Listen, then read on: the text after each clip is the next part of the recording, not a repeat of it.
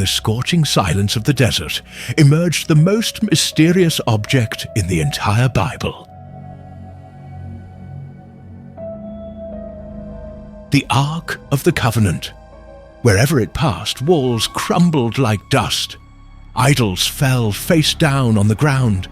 Entire nations trembled, and even the bravest warriors fled in terror. How was it built? What power dwelt among its cherubs? Why was its presence capable of killing a man with a single touch? And above all, where is the Ark of the Covenant today?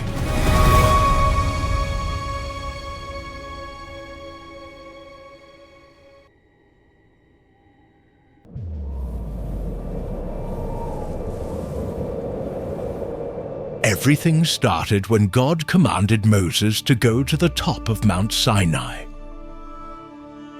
The journey to the top was like entering another world. The rock burned underfoot. The air trembled with the divine presence.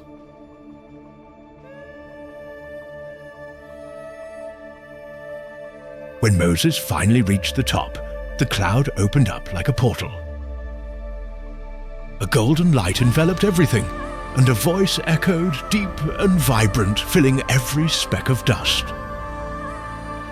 Moses, son of Amram, listen. My people need guidance. They need my presence, and I will dwell among them. Make a sanctuary for me, according to everything I show you. So before Moses, an image was formed. The tabernacle, majestic and simple at the same time, appeared like a living temple. In the center, suspended over a bright light, was the ark. Pure gold reflected the brightness like liquid fire. Two cherubs were leaning, wings extended, looking at the mercy seat, the invisible throne of God who would walk with his people. The voice continued. The ark will be my meeting place. There I will speak with you. There I will witness my covenant. Its measurements will be as follows. And Moses memorized every detail, every palm, every ornament. It was more than a sacred object. It was the symbol of the eternal covenant. Days later, back at the camp, Moses gathered everyone.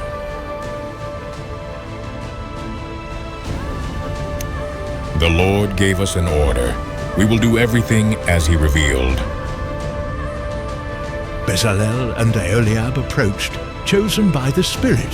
Their hands seemed guided by something beyond human skill. They melted gold, shaped acacia wood, and carved the forms of cherubs with supernatural precision. The tribes observed in reverent silence. Each strike of the hammer, each bend of the metal seemed to resonate like a prayer. When the ark began to take shape, a sense of awe spread through the camp.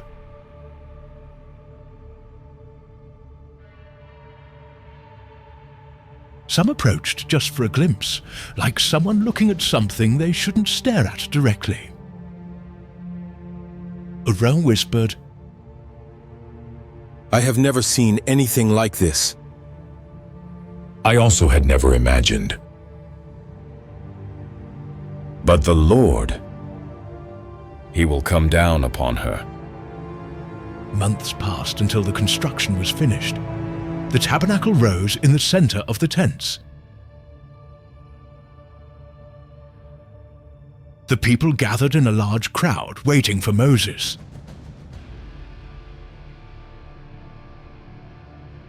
He lifted the veil of the Holy of Holies. The ark, silently shimmering, seemed to be waiting for something. Moses took a step back. Then it happened. The cloud that had guided Israel since Egypt moved slowly, like a giant waking up. The light inside it pulsed.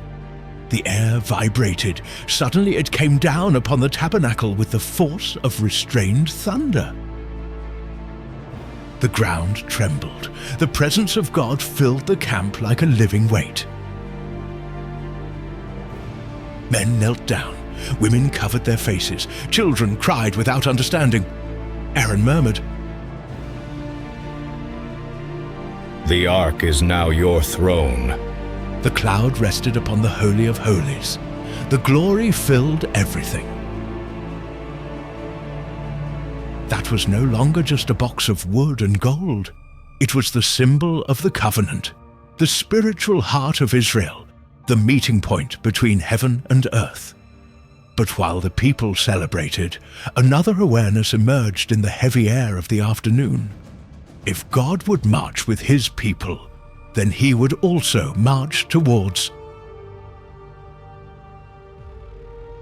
And slowly, Israel began to realize that the ark would not just be guarded, but carried forward wherever God himself wished to lead.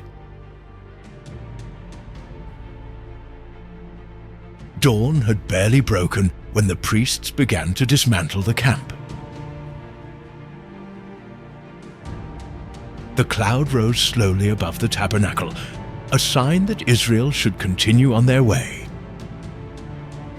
In the center of everything, surrounded by sacred silence, the Ark of the Covenant was carried on the shoulders of the Levites. They walked with measured steps, knowing that every gesture needed to be precise. It was not just an object they carried, it was the living presence of God among them. In front of the people, Moses raised his voice.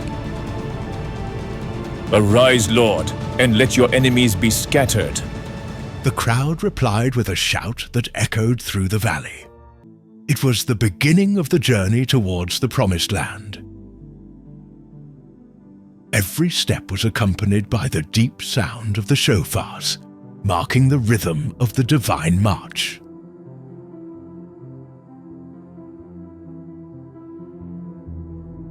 When they reached the banks of the Jordan, the waters were full and swift, fed by the rains from the mountains. The people murmured, fearing that progress was impossible. Joshua, now leading the new generation, looked at the priests. The Lord will do wonders today. Advance with the ark! The Levites took a deep breath, adjusted their garments, and walked. When they reached the riverbank, something unimaginable happened. The current stopped. The waters rose like an invisible wall, while the riverbed in front of them turned into dry land. The people crossed in silence, stunned by the glory they were witnessing.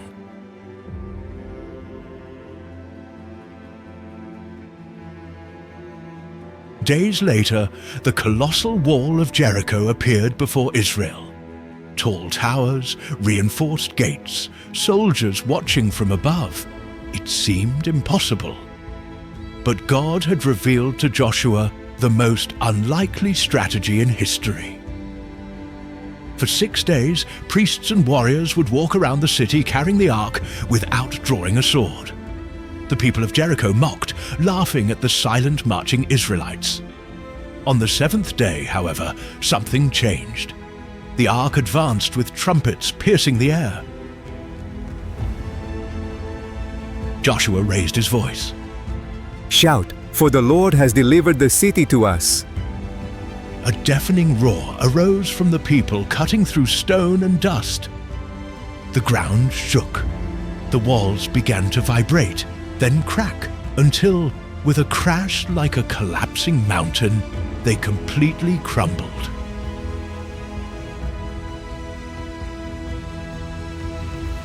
Israel invaded the city, and Jericho fell not by human force, but by the power that accompanied the ark.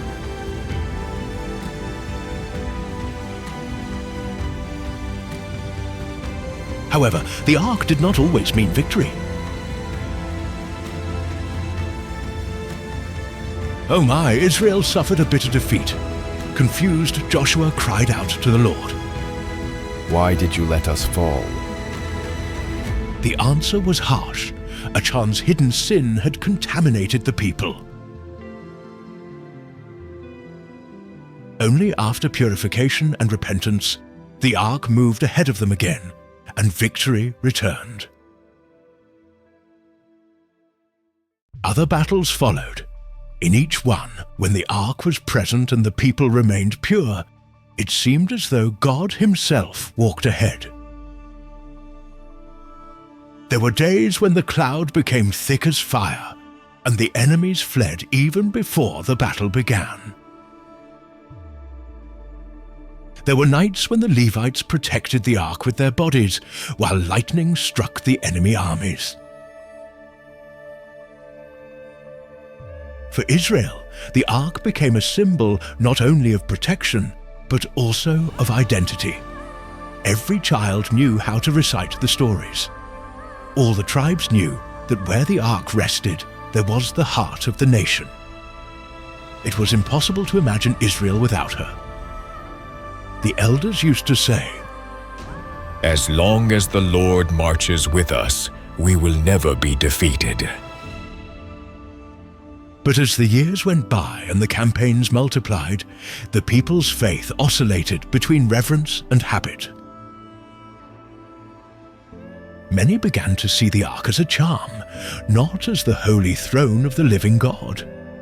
Young priests looked at it with dangerous familiarity. Warriors touched it without thinking. If the ark is with us, nothing will happen to us. The ark still shone under the afternoon light, carried with honor by the Levites. But amidst the sounds of drums and celebrations, a spiritual whisper began to emerge, almost imperceptible. When the people forget the God of the ark ceases to be their strength. Without realizing it, Israel was approaching one of the most decisive and darkest days in its entire history. Time seemed to have erased part of the fear that once dominated Israel. The tabernacle remained in Shiloh, but devotion had been replaced by routine. Eli, who was elderly, had weak eyesight and a heavy heart.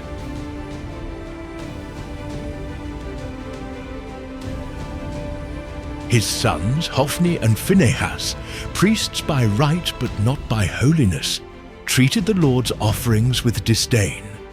Their hands stained what should be sacred. Rumors spread through the city. If even the priests are corrupt, who will fear the Lord? One morning, messengers arrived with alarming news. The Philistines were advancing to war.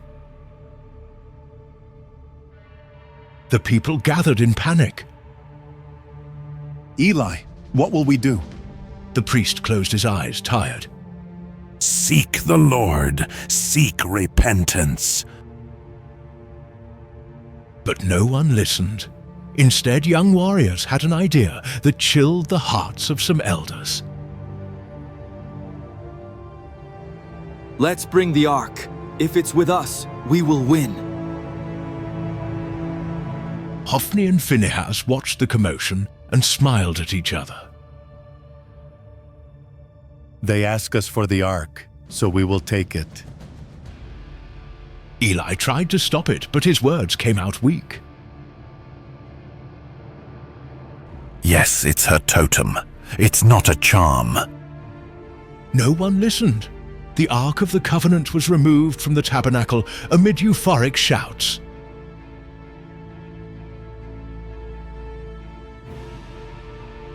When the people saw her, the camp exploded in celebration. The ground shook with the roar of thousands. Some Philistines, hearing the loud noise, turned pale. Yes, that is the God who made Egypt tremble. But their commanders forced them. Courage! Fight like men! The battle began at dawn. Dust rose in thick clouds as spears clashed and shields broke. Israel advanced confidently, but something was wrong. The ark was there, but the presence of God was not. Without repentance, without holiness, Israel was just an ordinary people before a furious army. Soon the battle line began to give way. A warrior shouted, The Ark! Protect the Ark! But it was late. Hophni was struck down by a spear. Phinehas fell soon after, and in a moment that shook the spiritual world, the Philistines reached the ark. Silence spread before the screams even began. The ark, the throne of the living God, had been taken. From Shiloh, Eli awaited news. When a messenger arrived covered in dust and blood, the old priest knew something terrible had happened. Hey, my son. Israel ran away. There was a great massacre. Your children died. And what about the ark? The Ark of God was captured. When he heard this, Eli fell from his chair, hit his head, and died.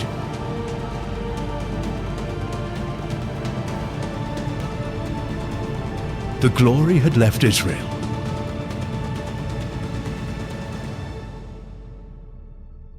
The proud Philistines took the ark to Ashdod, placing it in the temple of Dagon.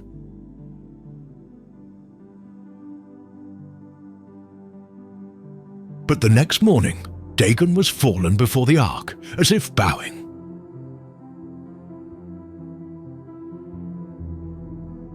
Confused, the priests lifted him up again. The next day it had fallen once more, now without a head and hands. The entire city trembled. The pride of the Philistines began to turn into terror. Running through the streets, men shouted, Get this ark out of here. Tumors began to appear in people. Plagues spread. Rats infested barns. No one dared to approach the ark, which remained intact, silent, glowing as if observing every movement.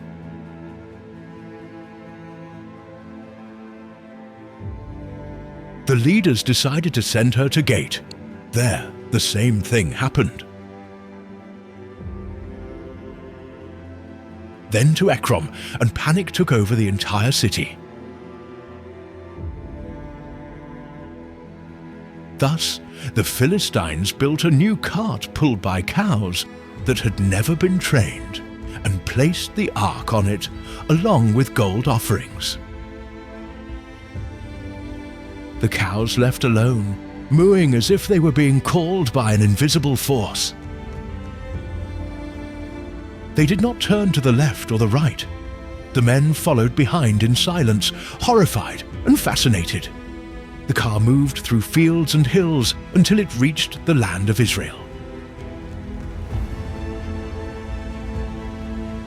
When the ark crossed the border, men ran to receive it, falling to their knees.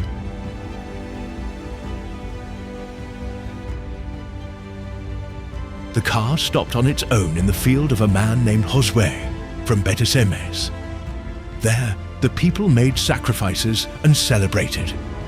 But some, driven by foolish curiosity, dared to look inside the ark.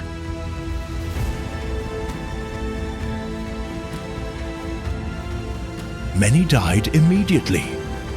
Even on the return, God remembered Israel. Holiness is not optional. The ark was under guard, but the people knew. That had been the darkest day in Israel's history. It was also the beginning of something new. The ark had returned. But Israel still needed to learn to revere the God who dwelled above it.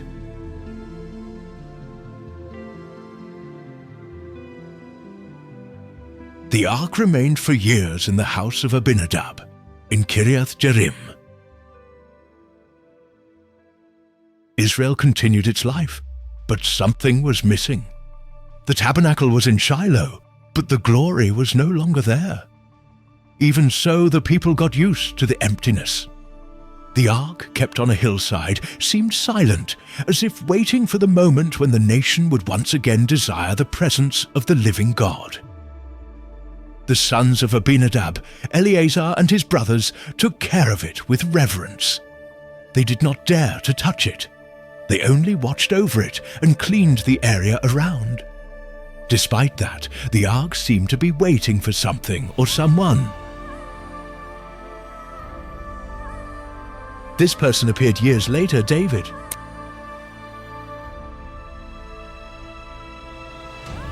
After being anointed king, uniting the tribes and conquering Jerusalem, David felt a deep unease amid the victories and the splendor of the new kingdom.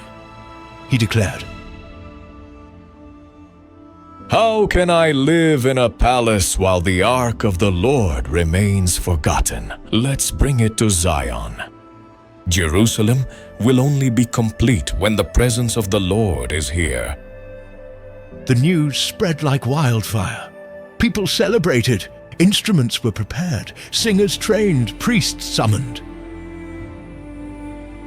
David ordered a new cart to transport the ark. It was large, made of reinforced wood and decorated with fine details. But one truth had been forgotten. The ark was not supposed to be carried on carts. It was meant to be carried on the shoulders of the Levites. Even so, the crowd cheered as Uzzah and Ahio, sons of Abinadab, guided the cart.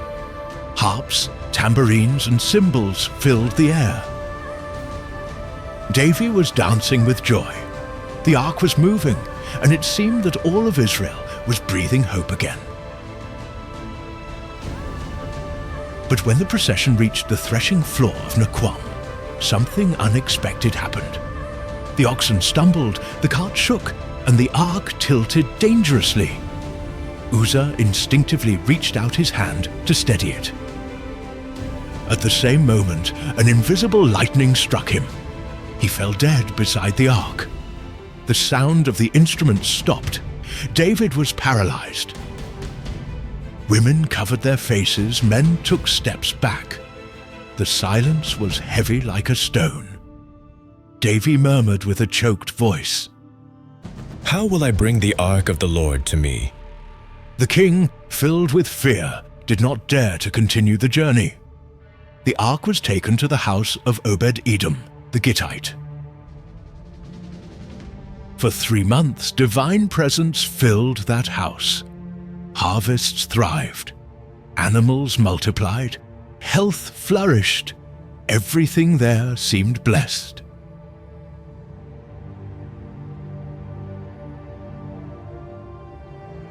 The news reached David, who got up with a new understanding.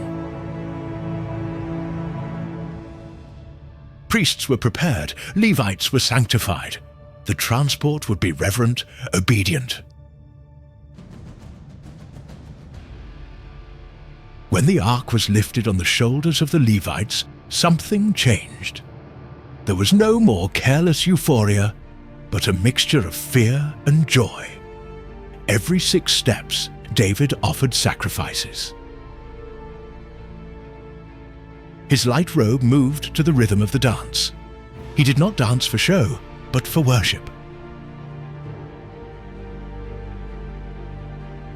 The entry into Jerusalem was unforgettable. Trumpets sounded from the top of the walls. Priests sang psalms. Children ran, pointing at the ark shining in the sun. David, sweaty and emotional, danced without shame before the Lord. Some criticized his stance. Michal, his wife, watched from the window with disdain.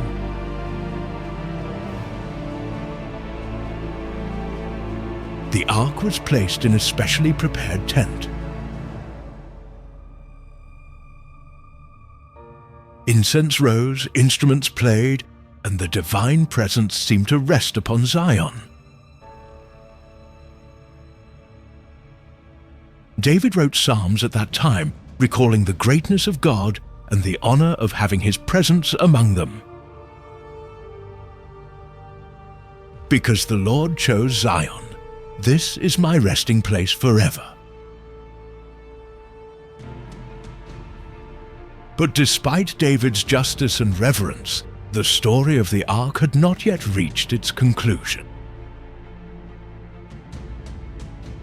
A new chapter was approaching. A chapter that would involve the most magnificent temple ever built and would end the earthly journey of the Ark of the Covenant in a majestic and mysterious manner. The people were celebrating, but a gentle premonition hovered over Zion.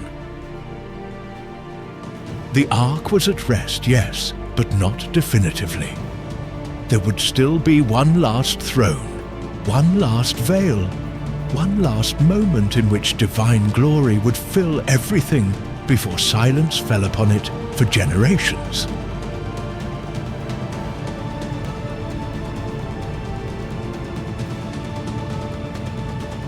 David's reign brought honor to the Ark, but it would be his son who would fulfill what had long been promised. Solomon, now king, was given the greatest task in Israel's history, to build a permanent temple for the God who dwelt among his people. It wouldn't be just a simple structure, but an earthly throne for celestial glory.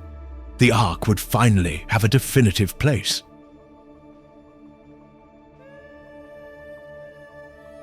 Workers came from all regions. Cedars from Lebanon were brought in long caravans.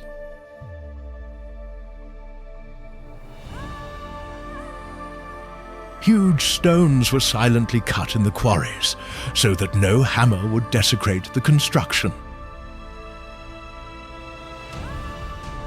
Pure gold covered walls, doors, and utensils.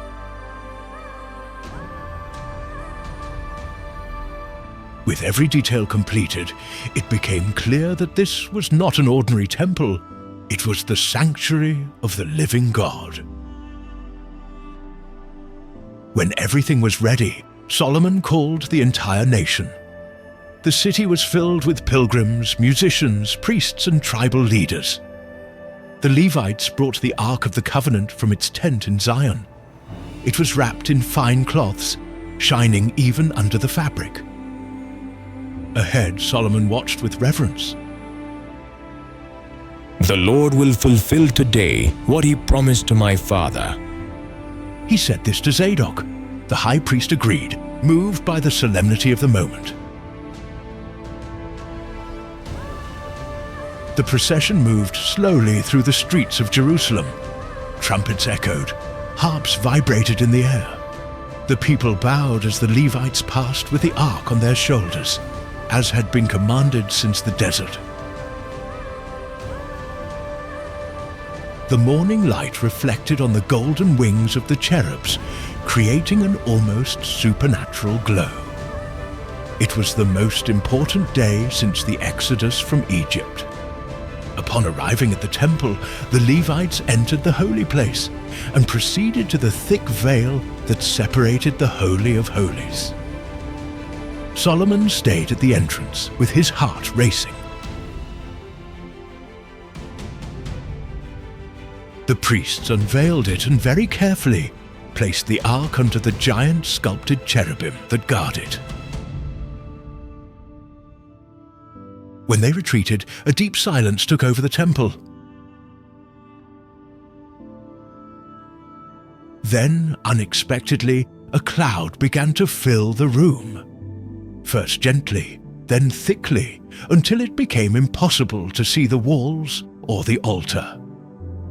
The priests tried to stand, but they fell to the ground.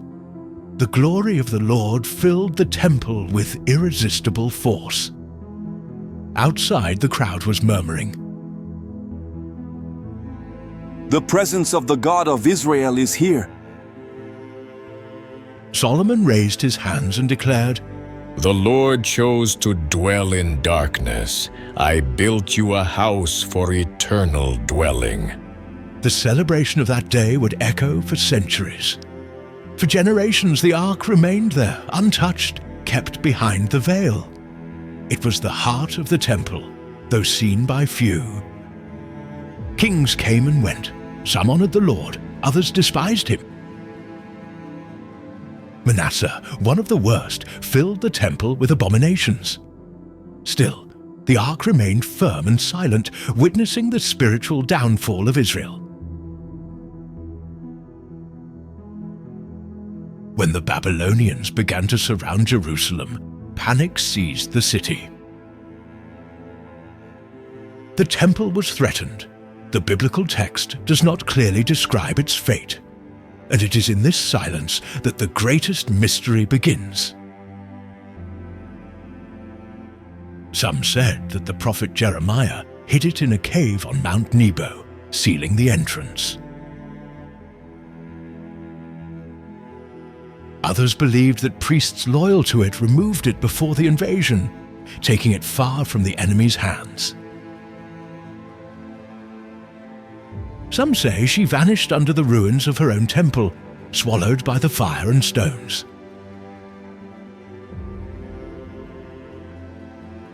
The Babylonians destroyed everything, but no record mentions the ark among the spoils taken.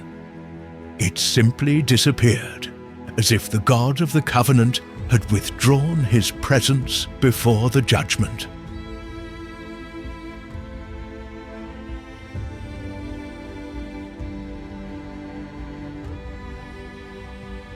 Centuries passed, Israel was restored, rebuilt, returned to its land, but the ark was never found again. Priests mentioned it with tears.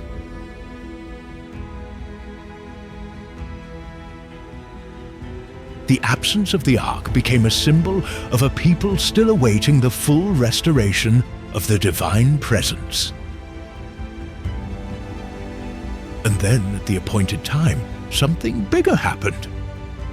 A man named John, exiled on the island of Patmos, had a vision that spanned ages.